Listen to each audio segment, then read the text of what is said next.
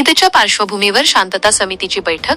आगामी ईद सणाच्या पार्श्वभूमीवर कायदा व सुव्यवस्था अबाधित राहावी यासाठी पोलीस ठाण्यात शांतता समितीची बैठक घेण्यात आली.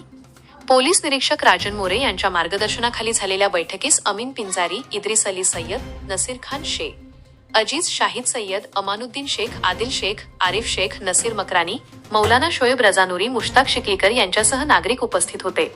बैठकीत मोठ्या आवाजात वाहने चालविणे, रेस करणे, छेडखानी तसेच टवाळखोरांवर कारवाई करण्याबाबत चर्चा झाली.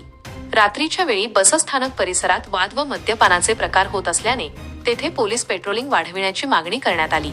शहरातील सीसीटीव्ही कॅमेरे कार्यान्वित करण्यासाठी पालिकेशी पत्रव्यवहार करण्याचे ठरले. तसेच नागरिकांनी बाहेरगावी जाताना पोलिसांना माहिती द्यावी आणि ईद सण शांततेत साजरा करण्यासाठी पोलिसांना सहकार्य करावे असे आवाहन करण्यात आले. त्याच्यामुळे कायदा सुस्थापित होणे, गावातला शांतता भंग होऊ नये यासाठी बोलवलेलं आहे.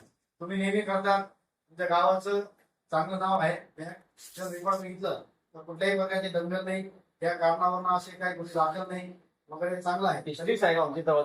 हा, तर हिस्ट्री चांगली आहे. आणि तरी पण आमचं कर्तव्य आहे प्रशासनाकडनं किंवा वरिष्ठ अधिकाऱ्यांकडनं जे इन्स्ट्रक्शन आलेलं असतं तर ते मीटिंग घेणं गरजेचं असतं आणि घ्यायलाच पाहिजे. त्या निमित्ताने घेण्यात आलेले आहे.